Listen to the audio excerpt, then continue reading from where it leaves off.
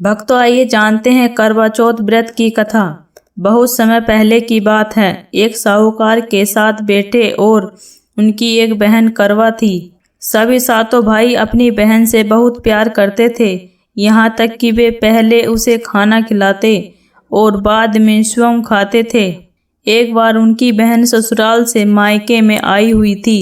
शाम को भाई जब अपना व्यापार व्यवसाय बंद कर घर आए तो देखा कि उनकी बहन बहुत व्याकुल थी।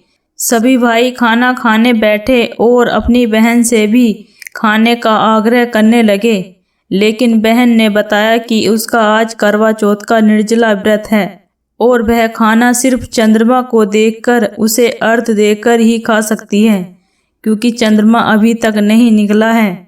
इसलिए वह भूख प्यास से व्याकुल हो उठी। सबसे छोटे भाई से अपनी बहन की हालत देखी नहीं जाती और वह दूर पीपल के पेड़ पर एक दीपक जलाकर चन्ने की ओट में रख देता है। दूर से देखने पर वह ऐसा प्रतीत होता है कि जैसे चतुर्थी का चांद उदित हो रहा हो। इसके बाद भाई अपनी बहन को बताता है कि चांद निकल आया, तुम उसे अर्घ्य देने के बाद भोजन कर सकती हो। वह खुशी के मारे सीढ़ी पर चढ़कर चांद को देखती है, उसे अर्घ्य देकर खाना खाने बैठ जाती है। वह पहला टुकड़ा मुंह में डालती है तो छींक आ जाती है, दूसरा टुकड़ा डालती है तो उसमें बाल निकल आता है और जैसे ही तीसरा टुकड़ा मुंह में डालने की कोशिश करती है तो उसे उसके पति की मृत्यु का समाचार मिलता है। वह बौखला जाती है।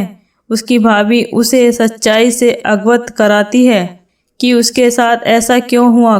करवा चौथ का व्रत गलत तरीके से टूटने के कारण देवता उससे नाराज हो गए हैं और उन्होंने ऐसा किया है। सच्चाई जानने के बाद करवा निश्चय करती है कि वह अपने पति का अंतिम संस्कार नहीं होने देगी और अपने सती बस से उन्हें पुनः जीवन दिलाकर रहेगी। वह पूरे 1 साल तक अपने पति के शव के पास बैठी रहती है, उसकी देखभाल करती है। उसके ऊपर उगने वाली सुईनुमा घास को वह एकत्रित करती जाती है। 1 साल बाद फिर करवा चौथ का दिन आता है। उसकी सभी भाभियां करवा चौथ का व्रत रखती हैं।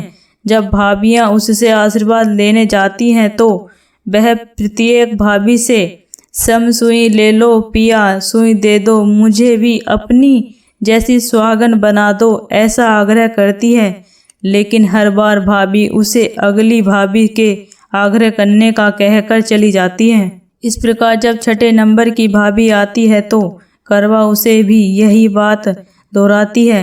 यह भाभी उसे बताती है कि क्योंकि सबसे छोटे भाई की वजह से उसका व्रत टूटा था, अतः उसकी पत्नी में ही शक्ति है कि वह तुम्हारे पति को दोबारा जीवित कर सकती है। इसलिए जब वह आए तो उसे पकड़ लेना। जब तक वह तुम्हारे पति को जिंदा न कर दे उसे नहीं छोड़ना, ऐसा कहकर वह चली जाती है। सबसे अंत में छोटी भाभी आती है। करवा उससे भी सुहागिन बनने का आग्रह करती है, लेकिन वह टाल मटोली करने लगती है। इसे देख करवा उन्हें जोर से पकड़ लेती है और अपने सुहाग को जिंदा करने के लिए कहती है। भाभी उससे छुड़ाने के लिए नोचती है, खसोटती है, लेकिन करवा नहीं छोड़ती है।